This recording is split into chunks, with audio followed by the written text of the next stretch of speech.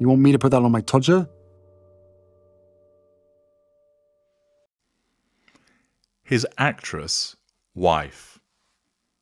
Hello, I'm H.G. Tudor. Increasing numbers of people don't like Harry's wife, despite the attempts of the Sugars, some of them bots, to suggest that she's amazing and beautiful and her and Harry are so much in love and they make an amazing couple. More and more people fall into the categories of either thinking, I've no real interest in these two, and especially her, or into the other category of, I really do dislike her. Naturally, the projecting Sugars bandy around the suggestion that anybody thinking in such terms must clearly be a racist. They evidently don't understand the word, and if you'd like to witness the ridiculous behaviour of the Sugars in action, I'd encourage you to watch my series, Let's All Laugh at the Sugars, where you can marvel at their inability to understand evidence, their inability to spell and use correct grammar, and the frequency by which they accuse other people of being racists. More and more people dislike Harry's wife, not because the colour of her skin, because ostensibly she looks white, possibly Hispanic, but more to do with the fact of how she has behaved. There are so many instances of her poor behaviour, all underpinned and demonstrating various aspects of her narcissist behaviour. Whether it's barging in front of Harry, whether it's talking over Harry, whether it's bullying a small child, whether it's shouting at staff, whether it's demanding that things be done her way, whether it's always ensuring that she gets seen by the camera, whether it's turning up in various fashion items at events where it isn't actually appropriate for her to do so, whether it's wearing expensive jewellery when talking to children who find themselves in a position of poverty, whether it's instances of telling lies about people who are old and infirm. The list goes on and on and on, and thus more and more people dislike her.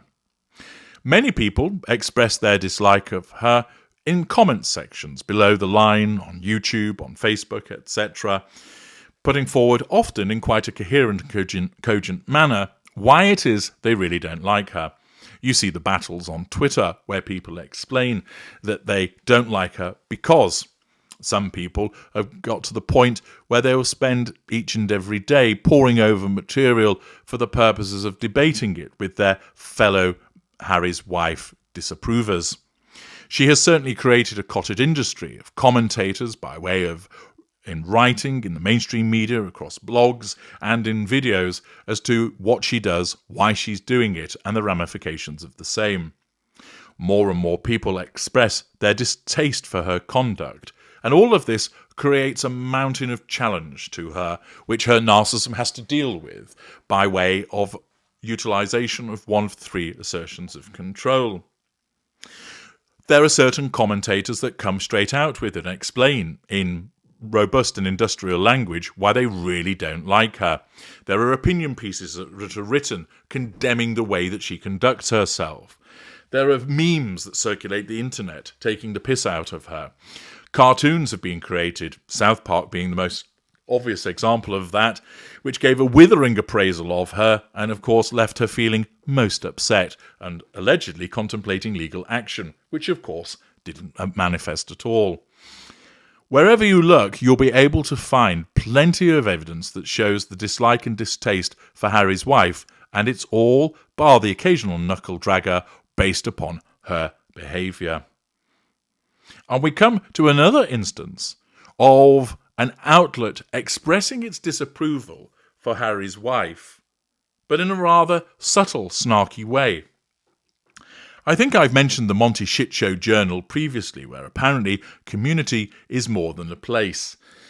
I'm not sure if there is an actual physical publication of this, there might be, but the Monty Shit Show Journal provides you with local news, information about real estate, lifestyle and culture, entertainment, history, opinion, society, travel and features.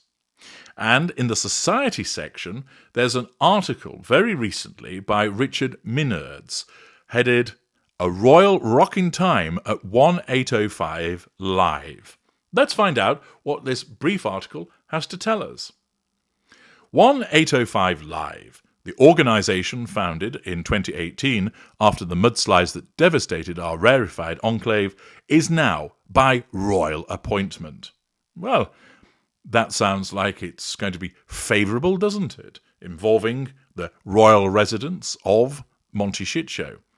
For the second consecutive year, Oscar winner Kevin Costner opened the gates of his 10.25-acre Carpinteria oceanside estate, just a tiara's toss from his $145 million beach compound, which attracted a record 3,000 guests and raised more than $1 million for all three first responder groups, fire, police and the sheriff, providing equipment, supporting public safety and taking care of those who care for us.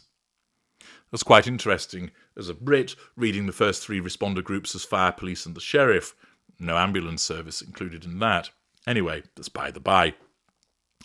Prince Harry and his actress wife, Harry's wife, wearing an outfit by Carolina Herrera, just back from attending the Invictus Games for Disabled Veterans in Dusseldorf, Germany, added a decidedly majestic touch when they presented the Heart of the Community Awards, designed and created by Linda Vineham, to Costner, Adam McCaig, founder of Adam's Angels, and Alexa Fullerton, who was offered her home on Rincon Beach to allow firefighters to recuperate and recharge with their families.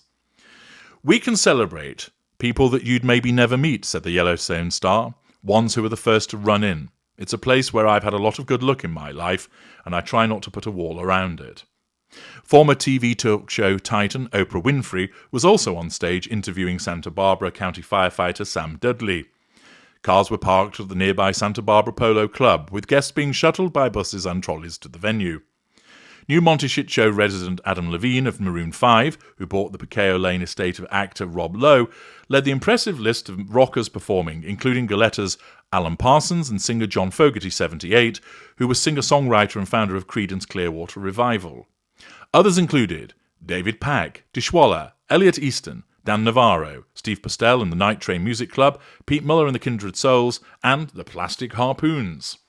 Among the heavenly horde of supporters, some paying $12,000 a table, were founder Richard Weston Smith and Kirsten Cavendish, Weston Smith, John Tyne III, Gretchen Liff, John Palmionetti, Rick O'Shea and Teresa Kusky, Wayne and Cheryl Siemens, Keith and Mary Hudson, Sheriff Bill Brown, County Fire Chief Mark Hartwig, City Police Chief Kellyanne Gordon, Penny Bianchi, Catherine Remack, Ellen DeGeneres, Wendy McCaw, and Arthur von Wiesenberger, Christine Emmons, Larry Goslin, Donna Reeves, Randy Salakian, Tanya Thick, Leslie von Wiesenberger, Jeremy Lindemann, Scott Wood, Ursula Nesbitt, and Alan Glazer. So there we are, a short roundup of what happened at the 805 Live event for the purposes of the Monty Shitshow Journal. But doesn't it contain two interesting things? The first is, where's the interview that Harry's wife had with somebody? Oh, she didn't, because she wasn't allowed to speak, even though she attempted to grab hold of the microphone. But the other point is this. Note how she's described. Prince Harry, he gets his title, and his actress wife, Harry's wife. No Duchess of Sussex for her, she's the actress wife. And it once again sums up, perhaps, how the Monty Shitshow Journal sees her. Simply the wife of Harry. No talent in her own right, no ability of her own making, no standing. Simply there because she married a prince. And it seems to me that this was another example of an organisation, the Monty Shitshow Journal, demonstrating its disdain for her. Yes, there's talk about royal appointment, but that's really because of Harry. Yes, there's talk about majesty, or rather a majestic touch. That's because of Harry. And this shows quite clearly how the Monty Shitshow Journal sees Harry's wife, a nobody who's a tag-along to her husband. Once again, how has this all come about? Because she's not liked. And why is that? Because of the way she behaves. I'm H.G. Tudor. Thank you for listening.